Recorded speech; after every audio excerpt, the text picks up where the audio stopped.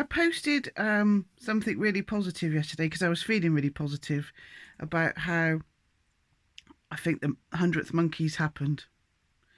I was talking to somebody yesterday who I wouldn't have been able to talk about stuff with. Not at all. And I haven't. And I'm talking to a person yesterday, and all of a sudden I get this electric feeling, which I've been getting a lot recently. Goosebumps, like I've just been charged, just plugged into the wall. I've been getting that quite a lot around certain people. I got this yesterday,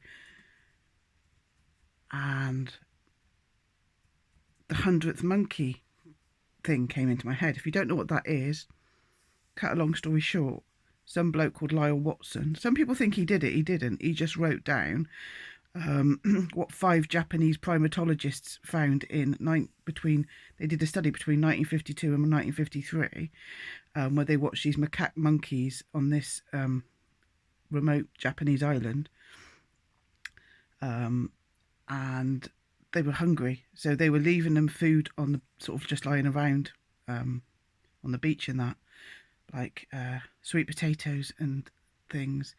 And this one monkey called Imo, was it IMO, I think her name was. She was just obviously sick to death of eating it covered in sand, so she washed it in the sea, and then realised, like we do, if you put salt in food it tastes nicer. She started doing it, her family started doing it, then her mates up the road started doing it, then their family started doing it, and then they discovered, to their surprise, that it got to what we call the 100th monkey. It doesn't mean literally 99 monkeys weren't doing it and then boom, number 100 did it and then they all started doing it. No, that's just a random number to explain the phenomena of overnight all the monkeys did it. It became the norm rather than the exception. The critical mass, the tipping point, boom, all the monkeys, even monkeys that had never even had any contact with the original monkeys, were doing it. It was what we would say, me and Mark would say, it went into the twinkly sky water. So it went into the monkey zeitgeist, Carl Jung's collective unconscious. All of a sudden it was the norm. Okay. And I've got that electric feeling again, Mark. I'm not ignoring that. I ignore stuff that comes from up there, but when I start getting a physical, visceral, electric feeling about something, I refuse to ignore that. I've got it again, Mark. I know this is a thing because I get in it on a visceral level, and I don't care if you can't put that in a scientific lab and prove it. I don't really fucking care. I know. I know when something true's happening in my life because I don't know if it's something to do with chakras, Kundalini. I don't fucking know. All I know is I know when something is true because I get this feeling and I've got it. I'm getting it all the time. But especially when I talk about this 100th monkey thing. Now, I posted it on Facebook, and I was surprised that only about 6 people liked it or thumbs up it, because I know it to be true. I'm getting that feeling again. And one of my friends said, I was really excited by the beginning part of the post. If you're watching, I got a bit sad about the end part of the post. No offence. The beginning part of the post was like, there's been an activation about this. I was like, oh my God, that explains it. And then it was, but yeah, it's bad as well because don't forget, people did Tide Pods. I'm like, hey, what? Of course there's the twinkly sky water. Of course there's bad norms that take off, but who do you think's seeding that? Who do you think's seeding doing Tide Pods, eat whatever that was? I didn't really know even what that is. Eating washing powder or something in it, Mark. I honestly don't know. Mark don't know. I have No idea. Because I think there was a craze about kids eating washing powder or something, Mark. Oh, And I think throwing ice over yourself was a thing as well. Of course, there was something like, okay? Of course, that became the norm because that was seeded by nefarious bastards. When I talk about the 100th monkey, I'm talking about the Great Awakening or whatever that is. I'm talking about the critical mass of people it's going to take so they can't do that kind of bullshit to us again. Of course I know that the twinkly sky water, the collective unconscious, we wouldn't go to war. Soldiers wouldn't go, okay, I'll go and die for king and country. Of course. I'm not fucking stupid. I'm not talking about that. I'm talking about us as a collective of people that have been suppressed for thousands of years and don't realise that we can also put stuff in the twinkly sky water, in the collective unconscious, and make a critical mass and make a new norm. And I go back to that New Age thing, which works. People say, do you remember, if you're British, you won't probably remember, Noel Edmonds. Remember Noel Edmonds, Mark? How could I forget him? I don't think he's got a bad bone in his body, mind. I don't think he's going to come out as one of these ones that the BBC, I don't. He went through that manifestation, you know, when New Age and manifestation and think it and become it and all of that New Age stuff. Law of attraction. It works because I did it just to see, and it did. And I kind of think I'm a little bit of a magician now. And that's what we should all be thinking, by the way. We should all be thinking we're magicians because they think they are. I got this, so thank you, Thomas Sheridan, because Thomas Sheridan stopped me being scared of all this. I talked about this when I did my new podcast with Nick.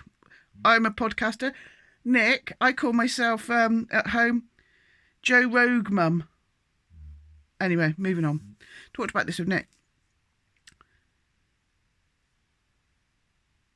Thanks, Thomas, for making me not be scared of my power and the signs and the sigils that they use, okay? All this business.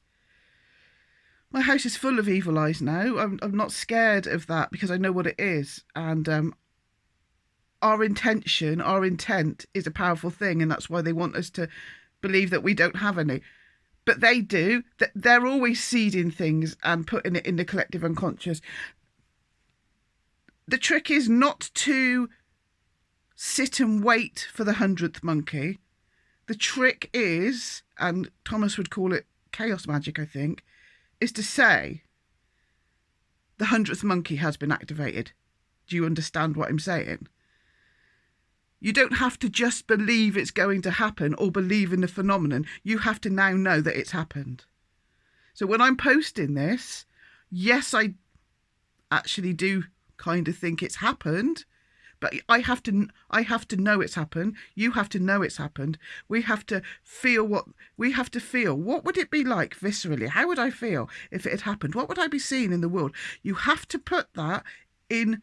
You have to literally role play it, fake it till you make it, or it won't happen. And thank you, my friend, for commenting. But when you said, but it's negative too, you've just put that in the twinkly sky water. You've put a seed of doubt into the collective unconscious by saying that. Do you see what I mean? We can't do that. They know and they believe and they use charged sigils. They used a time of the year. This is a time of the year that they will be doing all sorts of horrible, nasty stuff to put nastiness into the collective unconscious to make us believe it's true. Put it in there. Put it in there. You will go to war. We need a war. You will go to war. You will. All this nonsense. But we have to start remembering that this collective unconscious, we're all swimming about in it. So why don't we put our, not just intentions on, it's not just about, I believe this is going to happen.